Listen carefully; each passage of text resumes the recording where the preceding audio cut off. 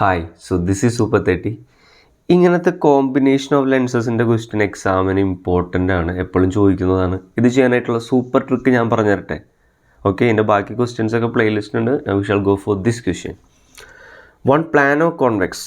എന്താണ് plano convex? Sir, ഒരു ഭാഗം പ്ലെയിനും മറ്റേതെന്താ കോൺവെക്സ്, ഇങ്ങനെ വീർത്തിരിക്കുന്നതാണെന്ത് പ്ലാനോ കോൺവെക്സ്, ഈ ഒരു lens. Okay, and one plano concave. Plano concave എന്താടാ? ഒന്ന് പ്ലെയിനും മറ്റേ ഭാഗം എന്താ കുഴിഞ്ഞിരിക്കും, കണ്ടോ, കേവ് പോലെ ഇരിക്കുന്നതാണെന്ത്, ഇതാണെന്ത് plano concave lens. Of same radius of curvature, രണ്ടുപേരും റേഡിയസ് സെയിം ആണ്, but of different materials. Different material എന്ന് പറഞ്ഞാൽ എന്താ? ഇതിൻ്റെ റീഫ്രാക്റ്റീവ് ഇൻഡെക്സ് μ1, ഇതിൻ്റെ μ2 are joint side by side ആയി ഷോൺ ഇൻ ഫിഗർ. രണ്ടുപേരും എന്ത് ചെയ്തു? ചേർത്ത് വെച്ചു, ഈ ഫിഗറിൽ കാണുന്ന പോലെ. ഇനി പറഞ്ഞ കാര്യം തന്നെ ഒന്നുകൂടെ പറയുന്നത്. If the refractive index of the material 1 is μ1 and that of 2 is μ2, then the focal length of the combination is. ഈ രണ്ടുപേരെയും ചേർത്ത് വെച്ച് കഴിഞ്ഞാൽ ഇതിൻ്റെ ഫോക്കൽ ലെങ്ത് എത്രയായിരിക്കും എന്നാണ് ചോദിച്ചിരിക്കുന്നത്. അപ്പോൾ നമുക്കിത് ട്രിക്ക് ഉപയോഗിച്ചിട്ട് എന്ത് ചെയ്യാം? സോൾവ് ചെയ്യാം. അതിനുവേണ്ടി പറയുന്ന കാര്യങ്ങൾ ശ്രദ്ധിക്കുക. ഇതാണ് ഇതിൻ്റെ പ്രിൻസിപ്പൽ ആക്സിസ് എന്ന് വിചാരിക്കുക. ഇതിൻ്റെ സെൻറ്ററിൽ കൂടെ കടന്നു പോകുന്ന വരെ പ്രിൻസിപ്പൽ ആക്സിസ്. അപ്പോൾ പ്രിൻസിപ്പൽ ആക്സിസിന് പാരലലായിട്ട് ലൈറ്റ് വന്നു കഴിഞ്ഞാൽ എന്ത് സംഭവിക്കടാ? നിങ്ങൾ പഠിച്ചിട്ടുണ്ടായിരിക്കും. ഒരു ലെൻസിൻ്റെ പ്രിൻസിപ്പൽ ആക്സിസിന് പാരലലായിട്ട് ലൈറ്റ് വന്നാൽ ലൈറ്റ് എന്ത് ചെയ്യും?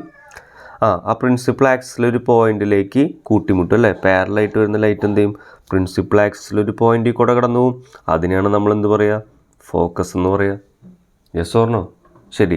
അപ്പോൾ ഇവിടെ നമുക്ക് എന്ത് കിട്ടും? ഈ ഫോക്കസിൽ ഇത് കൂട്ടിമുട്ടുമ്പോൾ ഇവിടെ ഒരു ഇമേജും കൂടെ കിട്ടും അല്ലേ? അപ്പോൾ ആക്ച്വലി ഇവിടെ ഇമേജ് ഡിസ്റ്റൻസ് ആണ് നമ്മുടെ ഫോക്കൽ ലെങ്ത് എന്ന് പറയുന്നത്. ഇത് നിങ്ങൾ മനസ്സിലാക്കുക. ക്ലിയർ?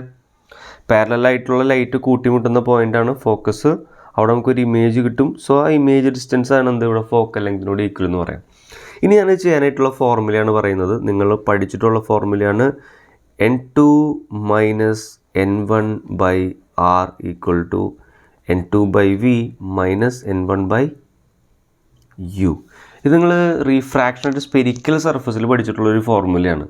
അപ്പോൾ ഈ ഒരു ഫോർമുല ഉപയോഗിച്ചിട്ടാണ് നമ്മൾ സോൾവ് ചെയ്യാനായിട്ട് പോകുന്നത് കേട്ടോ. അപ്പോൾ ഇത് ഉപയോഗിക്കുമ്പോൾ നിങ്ങൾ ശ്രദ്ധിക്കേണ്ട കാര്യം എന്ന് പറയുന്നത് n2 എന്ന് പറയുന്നത് ഇത് നിങ്ങൾ മനസ്സിലാക്കണം. സർഫസിൻ്റെ റൈറ്റ് സൈഡിലെ മീഡിയമാണ് n2.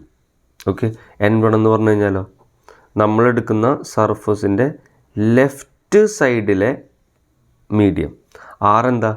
r എന്ന് പറഞ്ഞാൽ നമ്മളെടുക്കുന്ന സർഫസിൻ്റെ റേഡിയസ് ആണ് എന്ത്? r എന്ന് പറയുന്നത്. ക്ലിയർ? ഓക്കെ, ഇവിടെയുള്ള n2 എന്ന് പറയുന്നത് ഇമേജ് ഉണ്ടായ സൈഡിൻ്റെ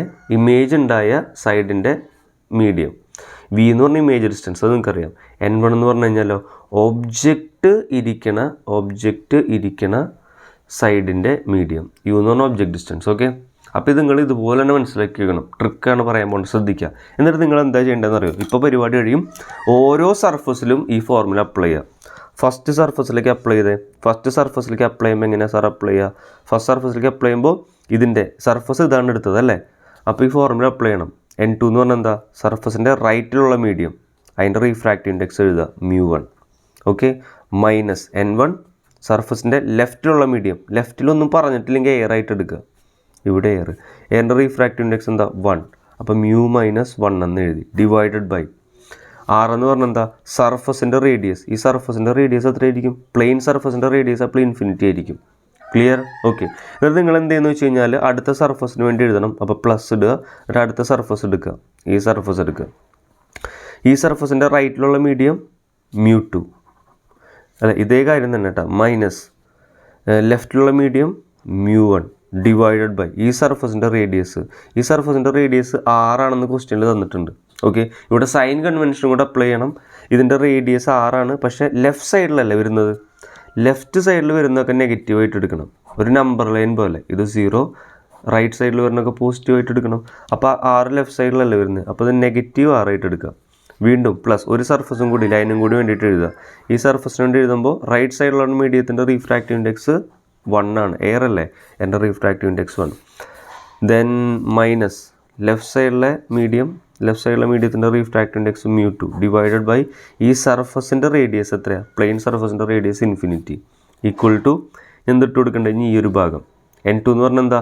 ഇമേജ് ഇരിക്കുന്ന സൈഡിൻ്റെ റീഫ്രാക്റ്റീവ് ഇൻഡെക്സ്. ഇമേജ് എവിടെ ഉണ്ടായത്? എയറിൻ്റെ റീഫ്രാക്റ്റീവ് ഇൻഡെക്സ് 1 ഡിവൈഡഡ് ബൈ ഈ ഇമേജ് ഉണ്ടായ ദൂരത്തിന് നമ്മൾ എന്താ പറയുക, ഫോക്കൽ ലെങ്ത്. ഞാൻ പറഞ്ഞില്ലേ, അതാണ് കണ്ടുപിടിക്കേണ്ടത്, 1/f.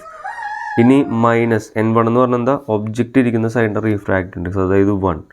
ഒബ്ജക്റ്റ് ഇരിക്കുന്ന ഡിസ്റ്റൻസ് ആണ് u. അതെത്രയാണ്, ഇൻഫിനിറ്റി എന്നാണ് ലൈറ്റ് വരുന്നത് അല്ലേ. അപ്പോൾ ഒബ്ജക്റ്റ് എവിടെ, അവിടെ പാരലൽ ലൈറ്റ് റേസ് അല്ലേ, പാരലൽ ലൈറ്റ് റേസ് ഇൻഫിനിറ്റി എന്നാണ് വരിക. അതിനർത്ഥം ഒബ്ജക്റ്റ് ഇരിക്കുന്നത് ഇൻഫിനിറ്റിയിലാണ്. ക്ലിയർ. പാരലൽ ലൈറ്റ് റേസ് ആയതുകൊണ്ട് നമുക്ക് എന്ത് പറയാം, ഒബ്ജക്റ്റ് ഇരിക്കുന്നത് ഇൻഫിനിറ്റിയിലാന്ന് പറയാം, 1/∞. അപ്പോൾ കഴിഞ്ഞ പരിപാടികൾ നമുക്ക് ഇതേ ബൈ ഇൻഫിനിറ്റി 0, നമുക്കിവിടെ എന്ത് കിട്ടി, μ2 മൈനസ് μ1 - r = 1/f എന്ന് കിട്ടിയില്ലേ. ക്ലിയർ. അപ്പോൾ ദിസ് ഇംപ്ലൈസ്, ഇതിൻ്റെ അർത്ഥം എന്താ, മൈനസ് അതിനെ ഞാൻ മുകളിലേക്ക് കൊടുക്കുമ്പോൾ μ1 മൈനസ് μ2 r = 1/f. ഇതിന് എഫ് എന്തായിരിക്കും, എഫ് എന്ന് പറഞ്ഞാൽ എന്തായിരിക്കും, എഫ് എന്ന് പറഞ്ഞു കഴിഞ്ഞാൽ ഇതിനെ മറച്ചിടുക, r/μ1 മൈനസ് μ2. ഓക്കെ. സോ ഇങ്ങനൊരു ഓപ്ഷൻ ഉണ്ടോ? Yes, option D will be the right answer.